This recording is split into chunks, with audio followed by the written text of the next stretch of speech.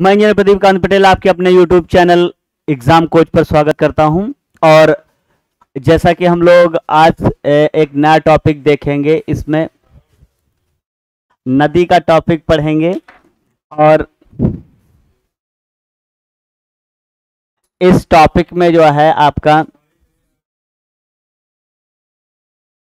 ठीक, तो इस नदी के टॉपिक में आपका जो क्वेश्चन बनते हैं, किस तरह से बनते हैं क्वेश्चन, वो जानेंगे। सबसे पहले इसमें एक उद्गम पूछता है, कोई नदी पर बांध बना है उससे क्वेश्चन पूछता है, उसके किनारे कोई शहर बसा है उससे पूछता है क्वेश्चन, या उस नदी की कोई विशेषता है तो उसके बारे में पूछता है।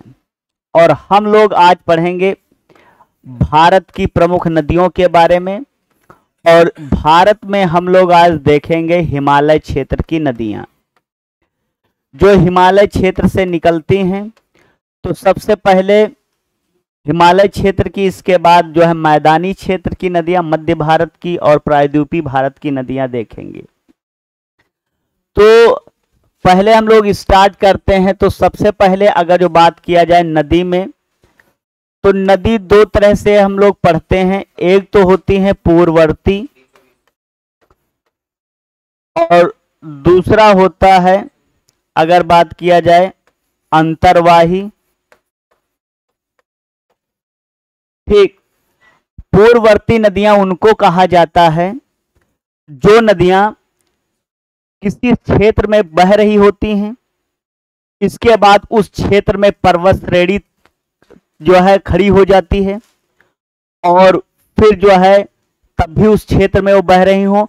तो यानी कि पर्वत निर्माण से पहले तथा पर्वत निर्माण के बाद जो नदियां जिस क्षेत्र में बहती हैं उनको पूर्ववर्ती कहा जाता है। और अगर जो हम लोग सिंधु की बात करें या ब्रह्मपुत्र की बात करें, ये सब कैसी नदियां हैं? पूर्ववर्ती नदियां हैं। तो पहला क्वेश्चन ये बनता है, हम लोग अगर जो सिंधु नदी की बात की जाए तो जो है सिंधु नदी कैसी है? पूर्ववर्ती है। अंतर्वाही नदी क्या होता है? जो इनर फ्लोर करती, तो देखेंगे कोई नदी अपने उद्गम से चलती है, ठीक, और उद्गम क्या होता है? कोई पर्वत श्रेणी यानी ग्लेशियर हो सकता है, कोई झील हो सकती है, ठीक। और इसके बाद वो ज्यादातर नदियां जाके कहां गिरती हैं? सागर में गिरती हैं, समुद्र में। और वो जब पर्वत से चलेंगे तो बीच में थल पाट आएगा।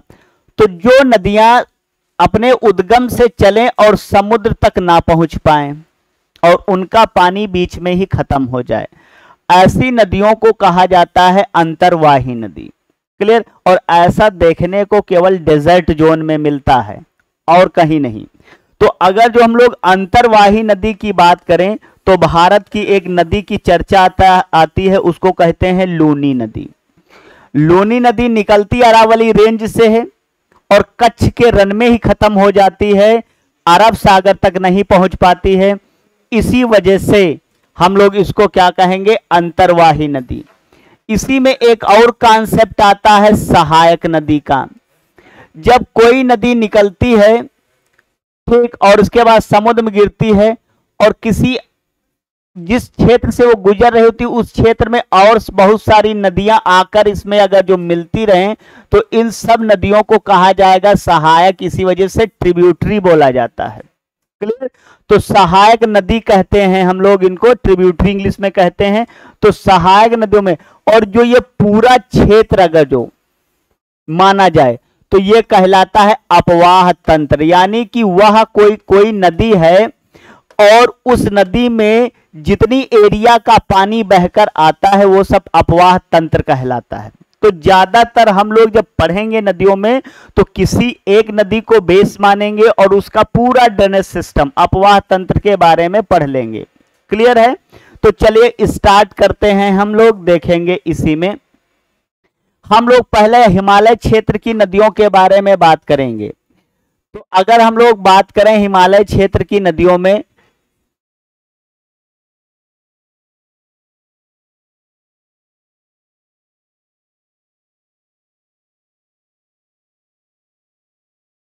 तो आपको हिमालय क्षेत्र में यहां पर अगर हम लोग देखेंगे तो एक पर्वत श्रृंखला है इस हिमालय क्षेत्र में, और ये फैली हुई श्रृंखला चली आती है तिब्बत के पठार तक, और इसको कहते हैं काराकोरम। क्या कहा जाता है? काराकोरम श्रेणी कहते हैं। क्लियर है बात? फिर एक इसी में दूसरी हिमालय रेंज की ही है, ये सब हिमालय का क्षेत्र है, और इसको कहा जाता है लद्दाख श्रेणी। लद्दाख श्रेणी कहेंगे। क्लियर है? और फिर तीसरी जो रेंज है इसी में इसको कहेंगे जस्कर श्रेणी। क्या कहेंगे? जस्कर श्रेणी। ये 3 श्रेणियों में, यानी ये जो हमने 3 श्रेणियां बताई, ये मध्य हिमालय का भाग है। क्लियर? तो जहां पर एक काराकोरम है, यहां पर जो है जब ये तिब्बत में पहुंचेगी तो इसी श्रेणी में आगे पड़ेगा कैलाश माउंटेन। कैलाश के जस्ट दक्षिण में जैसे आप बढ़ेंगे तो यहां पर देखेंगे कि एक झील है, लेकिन जैसे उसके साउथ में बढ़ेंगे तो चेमा यांगडुंग एक ग्लेशियर पड़ता है। कौन सा ग्लेशियर पड़ेगा? ठीक, उसको कहेंगे चेमा यांगडुंग। ये ग्लेशियर है। इस ग्लेशियर से जैसे जब है गर्मियों के दिनों में अगर पानी जो है जब ये बर्फ पिघलती है तो यहां पर एक झील का निर्माण होता है, उसको कहा जाता है मानसरोवर। क्या कहते हैं? मानसरोवर झील कहते हैं। क्लियर है? इस यांगडुंग ग्लेशियर का पानी पिघलकर मानसरोवर में आता है, और इसी मानसरोवर से अगर जो हम लोग बात करें तो एक नदी बहती है, और ये अरावली इसको लद्दाख श्रेणी को काटेगी, और इसके बाद ये जस्कर में होते हुए और ये फिर बहना शुरू करेगी, और फिर जो है पाकिस्तान पहुंचेगी, और इधर जो है आपका अरब सागर पड़ेगा। अरब सागर में ये जाके क्या हो जाएगी? गिर जाएगी। समझ पा रहे हैं आपको? ठीक।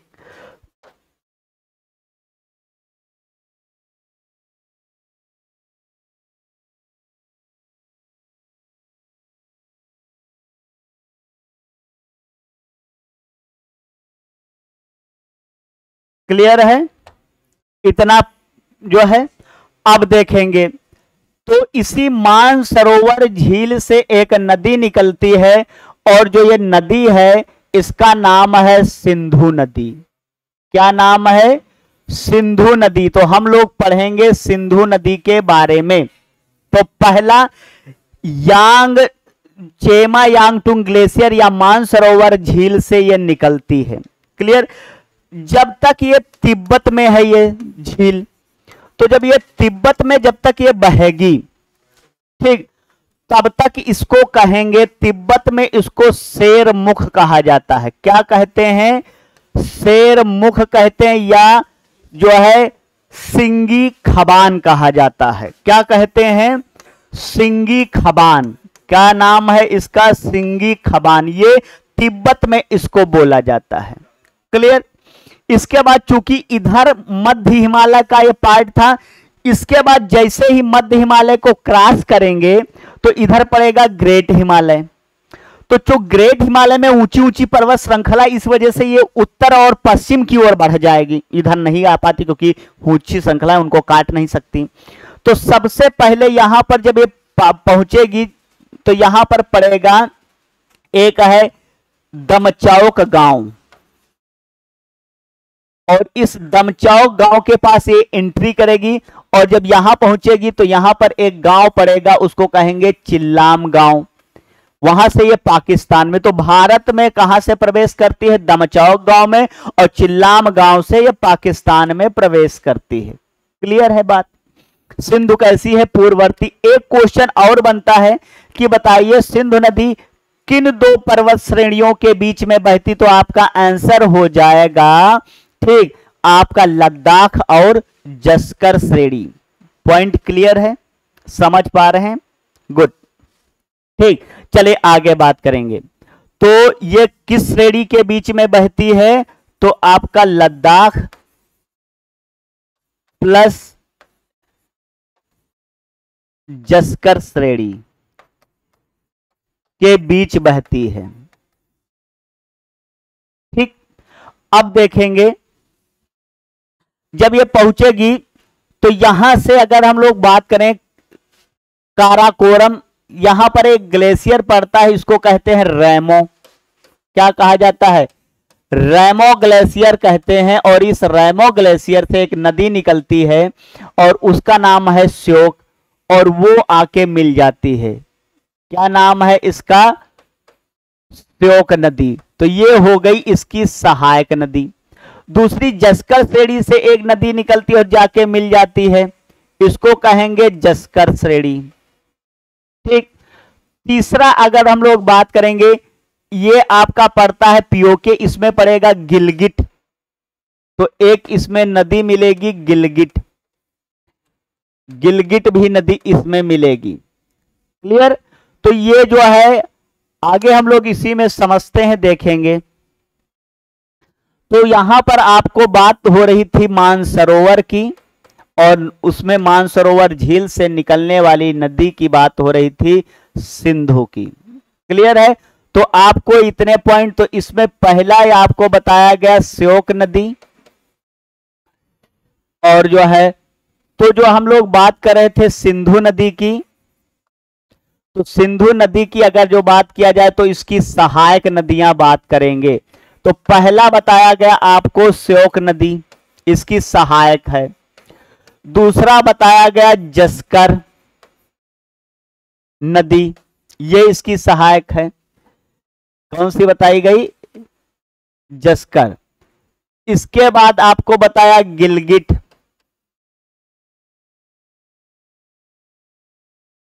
क्या बताया गया था? गिट नदी इसकी सहायक है। और इसके बाद पंचनद। पंचनद कौन सी है? तो जो झेलम नदी है, ठीक, चिनाब है, और राबी है, ब्यास है। क्लियर? और सतलज, ये नदियां आके आपस में मिल जाती हैं और इसी में जाके मिल जाती हैं सिंधु में, ये भी इसकी सहायक। अभी हम लोग इनकी चर्चा आगे करेंगे। हिंदुकुश की चोटी से अफगानिस्तान से एक बह के आती है काबुल नदी, ये भी इसकी सहायक है। तो सहायक नदियों में कौन सी है? काबुल नदी है। क्लियर? दूसरा अगर जो बात किया जाए कुर्रम, ठीक, और फिर है आपका गोमल, ठीक, और फिर है स्वास्थ्य नदी, सुवस्तु कहते हैं।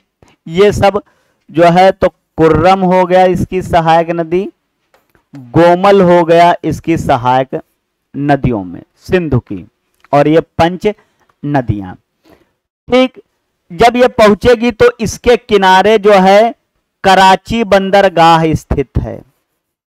ठीक, यानी ये कराची शहर है और एक बंदरगाह। तो पाकिस्तान का इसके किनारे कौन सा शहर बसा हुआ है? कराची शहर बसा हुआ है। क्लियर? इसके बाद हम लोग अगर जो बात करेंगे, ठीक, तो दूसरी है, यहां पर पड़ता है आपका एक झील, उस झील का नाम है बैरीनाग। क्या नाम है?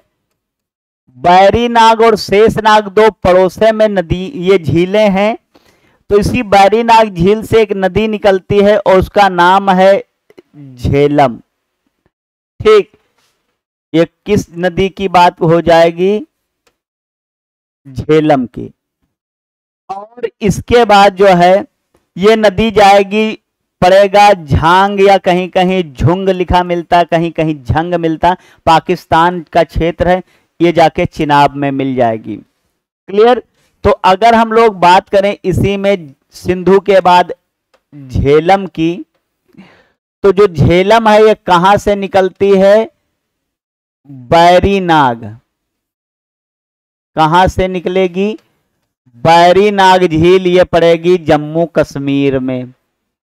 और इसके बाद ये मिल किस में जाएगी? चिनाब में। क्लियर।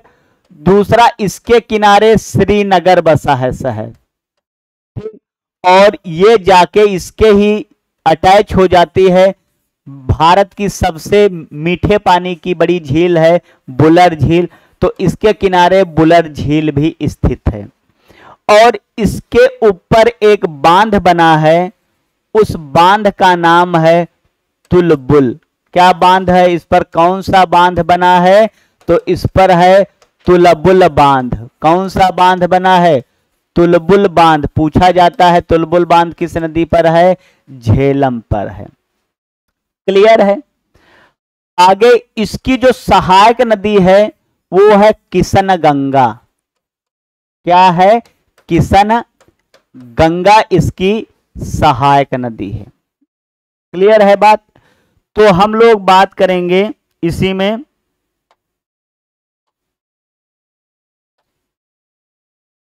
ठीक। तो ये झेलम की थी। आगे हम लोग बात करेंगे इसी में,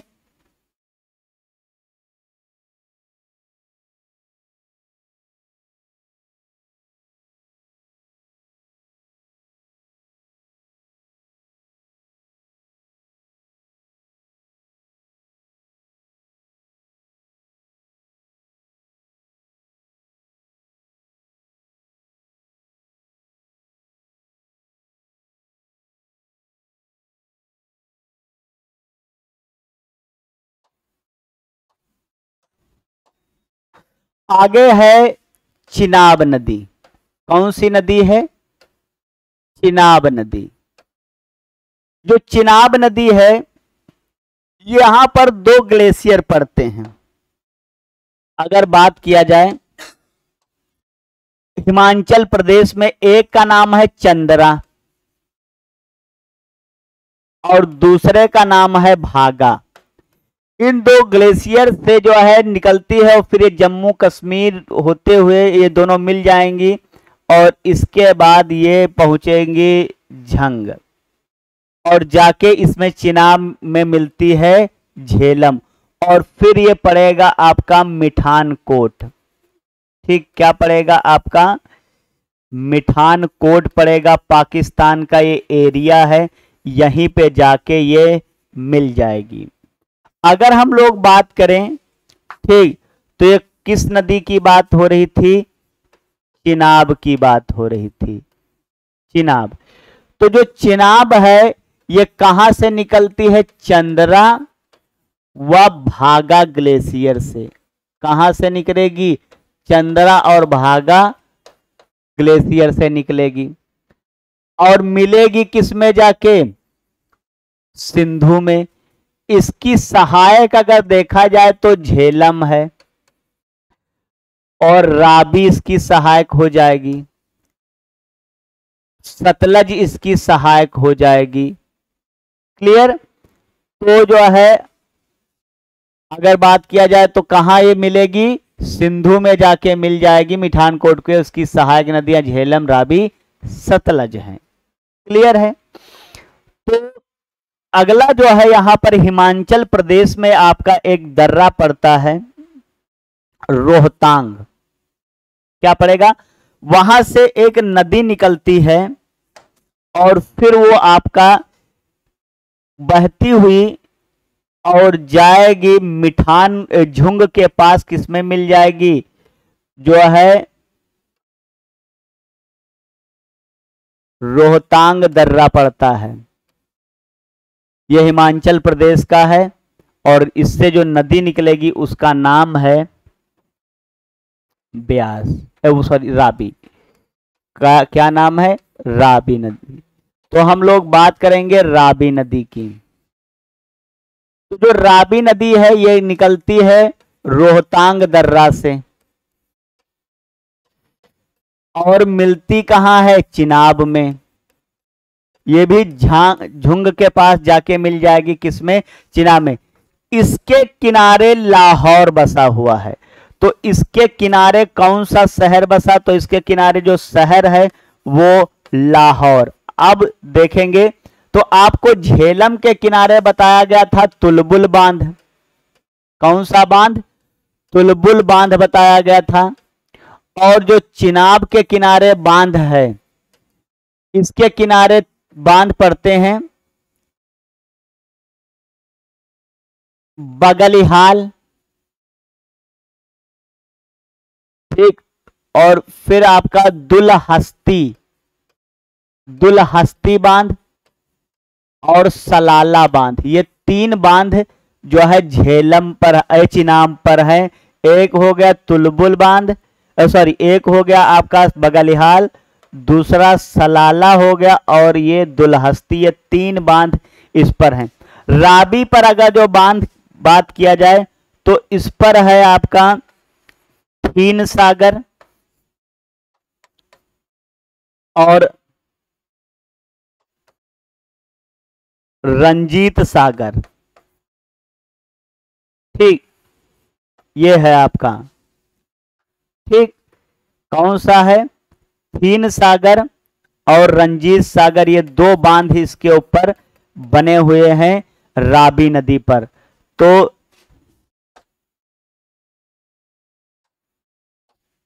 इस पर 2 बांध हैं, एक रंजीत सागर और एक आपका फीन सागर बांध। क्लियर? तो ये सारे कुछ डिटेल था। फिर हम लोग बात करेंगे आगे इसी में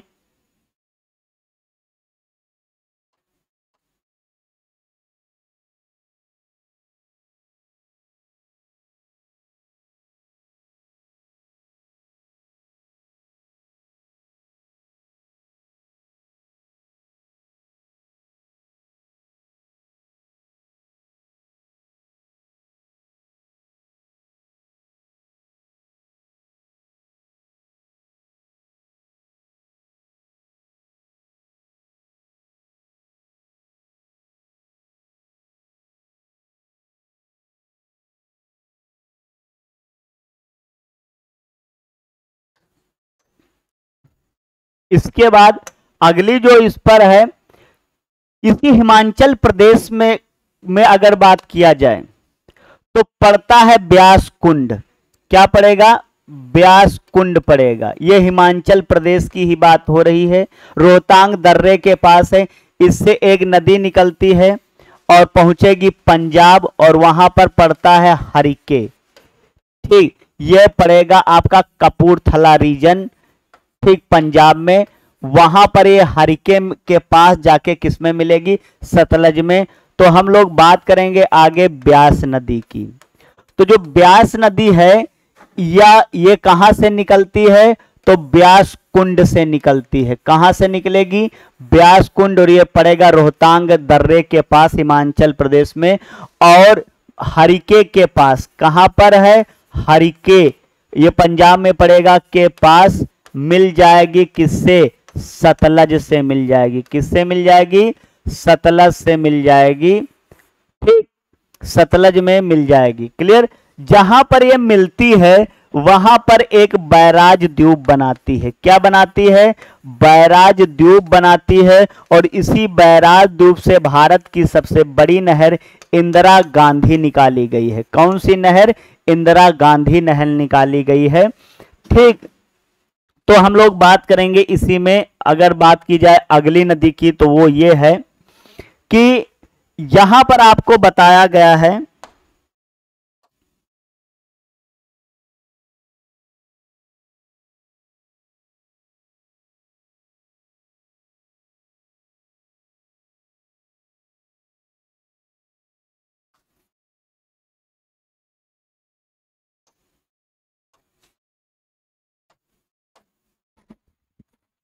मानसरोवर जो झील थी, इसी के पास में एक झील है, और उस झील का नाम है राकसताल। क्या नाम है? राकसताल। इस राकसताल से एक नदी निकलती है, और इसके बाद वो हिमाचल प्रदेश में बहती हुई, और इसके बाद जो है पहुंचेगी मिठानकोट, और वहां पर जाके मिल जाएगी। और ये जो नदी है इसको कहेंगे सतलज। तो अगर हम लोग बात करें अभी जो है ब्यास की, और ब्यास पर जो है एक बांध बना है, उस बांध का नाम है पोंग बांध। कौन सा बांध बना है? पोंग बांध बना हुआ है ये। और सतलज नदी की अगर जो बात किया जाए तो ये निकलती कहाँ है, राकस से, और मिलेगी कहाँ जाके, तो चिनाब में मिलेगी। क्लियर, कहाँ मिलेगी, चिनाब में मिलेगी। अब हम लोग देखेंगे इसके ऊपर एक बांध बना है, उस बांध का नाम है भाखड़ा नागल। क्या बांध है का नाम है, भाखड़ा नांगल बांध इसके ऊपर बना है, ये जानने वाली बात है। सतलज की अगर जो बात की जाए तो सतलज नदी, चूंकि इधर आपको एक रेंज है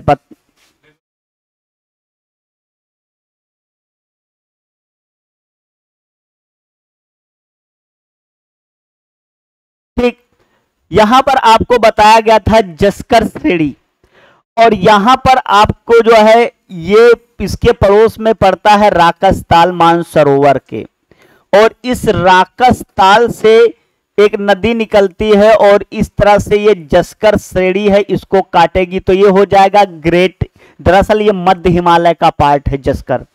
और इसके बाद ये बढ़ेगी और फिर जाके मिलेगी किसमें, जो है मिठान कोट के पास चिनाब में। इधर आपका पड़ेगा ग्रेट हिमालय, यानी कि बड़ी बड़ी पर्वत श्रृंखला, उनको काट नहीं सकता। तो उसी ग्रेट हिमालय में हिमाचल प्रदेश में एक दर्रा पड़ता है, सिपकीला दर्रा। बहुत जानने की जरूरत है, सिपकीला दर्रा कहां पड़ता है, हिमाचल प्रदेश में पड़ता है सिपकीला दर्रा।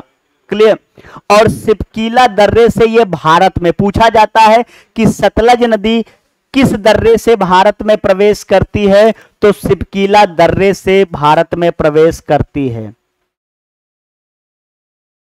ठीक, किस दर्रे से, तो जो ये है आपका सिपकीला दर्रा। ठीक, सिपकीला दर्रा से भारत में प्रवेश करती है, सिपकीला दर्रा से भारत में क्या करेगी, प्रवेश करेगी। एक तो पॉइंट ये आपको जानना है। दूसरा पॉइंट आपको ये जानना है कि जो ये आपका सतलज है, सतलज नदी जो है हिमालय के तीनों भागों को काटती है, हिमालय के तीनों भाग। ठीक, जब आप हिमालय पर्वत पढ़ेंगे तो उसमें आप पढ़ेंगे एक होता है ग्रेट हिमालय जिसको बृहत हिमालय कहते, दूसरा होता मध्य हिमालय जिसको इंग्लिश में ट्रांस हिमालय कहते हैं, और जो है तीसरा होता है लघु हिमालय जिसको हम लोग इस्माल कहते हैं। क्या कहेंगे, इस्माल। तो ये हिमालय के तीनों श्रेणियों को काटती हुई गुजरती है। पूछा जाता है कि बताइए भारत की वो कौन सी नदी है जो हिमालय के तीनों पार्टों को काटती है, और आपके सामने आंसर रहेगा सतलज। क्लियर है बात। चले आगे हम लोग बात करेंगे इसके ऊपर कौन सा बांध बना हुआ है, भाखड़ा नांगल। इसके किनारे शहर, तो आप इस समय जाएंगे तो ये पड़ेगा रूपनगर पंजाब का। और सिंधु घाटी सभ्यता की अगर जो बात करेंगे तो उसमें एक शहर बनेगा रहा था रोपड़। पहले इस रूपनगर को रोपड़ कहते थे। जो आप यहां पढ़ रहे थे ये जो है आपका ब्यास, ये रावी नदी, रावी नदी के किनारे ही आपको हड़प्पा सभ्यता मिली थी। पहला शहर सिंधु घाटी का खोजा गया था हड़प्पा पाकिस्तान में। क्लियर है। आगे हम लोग बात करेंगे तो हम लोगों ने यहां नदी के टॉपिक में ये हम लोग हिमालय क्षेत्र की नदियां पढ़ रहे थे। इसके बाद अगर देखा जाए हम लोग बात करेंगे, एक बात आपको इसमें और जाननी है, वो बहुत जरूरी है। हम लोगों ने बांध और शहरों के बारे में जिक्र किया है। ठीक, अब आपको कुछ और जानने की जरूरत है। देखिए, जब कोई नदी है समुद्र के किनारे पहुंच जाती है तो वहां पर वाटर वेलोसिटी उसकी बहुत कम हो जाती, बहुत रिड्यूस हो जाती।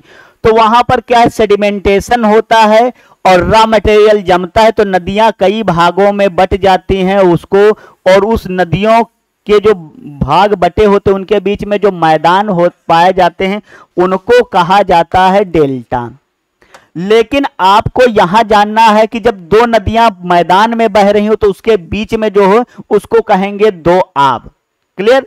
तो अगर बात किया जाए, जैसे इधर है झेलम और इधर है चिनाब, तो इसके बीच में जो ये मैदान पाया जाएगा ये वाला जो है इसको कहेंगे, देखिए ले लेंगे झेलम से और चा ले लेंगे चिनाब से, तो बनेगा झच। क्या बनेगा? झच। आपसे पूछा जाए कि झच जो दोआब है किन दो नदियों के बीच में है, तुरंत आपका ऑप्शन आएगा झेलम और प्लस चिनाब, इसके बीच जो मैदान है ये, ठीक, इसको कहेंगे झच। अब दूसरा है चिनाब और ये आपका रावी, तो चा और ना यहां से और रावी से रा लेंगे तो ये बनेगा रचना या राचना दोआब। क्लियर? रचना या राचना दोआब, और ये है आपका चिनाब और प्लस जो है रावी के बीच का, ये भी बहुत जानने की जरूरत है। इसके बाद आएंगे रावी और ब्यास, तो रा यहां से और यहां से क्या है आपका ब्यास से बात, तो बनेगा आपका बारी दोआब। क्या बनेगा? बारी दोआब, और ये आपका रावी और प्लस जो है ब्यास के बीच का मैदान है। क्लियर है? इसके बाद जो ये ब्यास है और सतलज है, तो इसके बीच में जो बनेगा ये दोआब, इसको कहेंगे बिस्त दोआब। क्या कहेंगे? बिस्त दोआब कहेंगे, और ये आपका पड़ेगा सतलज और प्लस जो है ब्यास। क्लियर है? तो ये दोआब की चर्चा हो गई। जब आप हिस्ट्री पढ़ेंगे और आप जाएंगे एंसेंट हिस्ट्री में, तो वहां आपको एक क्वेश्चन बहुत पूछा जाता है, ठीक, लेकिन कभी कभी वो इतिहास की दृष्टिकोण से भी उसको समझ लेंगे, और आप किससे समझ लेंगे उसको, जो है आप ज्योग्राफी के पॉइंट ऑफ व्यू से भी जो है समझ लेंगे, क्योंकि बहुत महत्वपूर्ण क्वेश्चन है। ठीक, एक ना एक नंबर यहां से चाहे हिस्ट्री में पूछ ले आपसे और चाहे पूछ ले आपसे, ठीक, ज्योग्राफी में। चले आगे बात करेंगे हम लोग। तो अगर बात किया जाए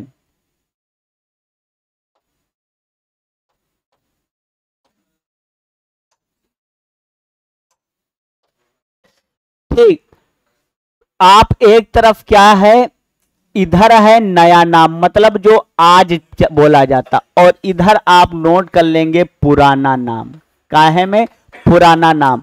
तो अगर बात किया जाए जैसे सिंधु, तो आज सिंधु कहते हैं, वैदिक काल में भी इसको सिंधु कहते थे, लेकिन जैसे वैदिक काल हुआ, अटैक हुआ विदेशी, तो यहां पर आ गए जो है यूनान वाले, उन्होंने इसको इंडस कह दिया। तो इंडस मिल जाए तब भी आप क्या कर देंगे, सिंधु को इंडस कहते थे।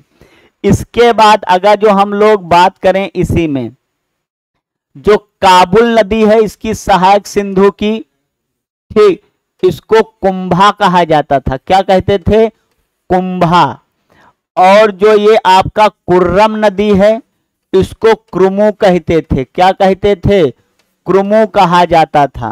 क्लियर है? और जो ये आपका गोमल है इसको गोमत कहते थे। जो स्वास्थ्य नदी है इसको सुवास्तु कहते थे। क्लियर है? अगर हम लोग बात करें झेलम की, और फिर है आपका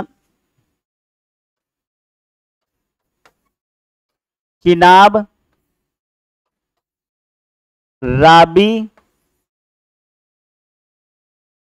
ब्यास और सतलज, ये नदियां हैं। तो हम लोग देखेंगे सतलज को कहा जाता था पहले सुतुद्री, ब्यास को कहा जाता था बिपाशा। क्या कहते थे? बिपाशा। रावी को पौरुषणी कहते थे।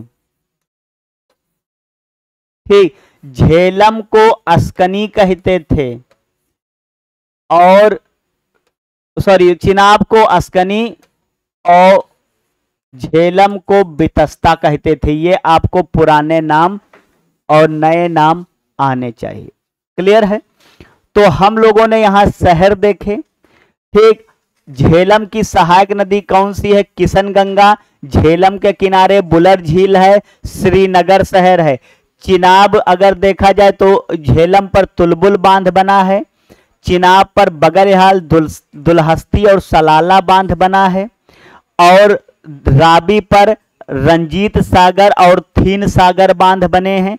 ब्यास पर पोंग बांध बना है, और सतलज पर जो है आपका भाखड़ा नागल बांध बना है।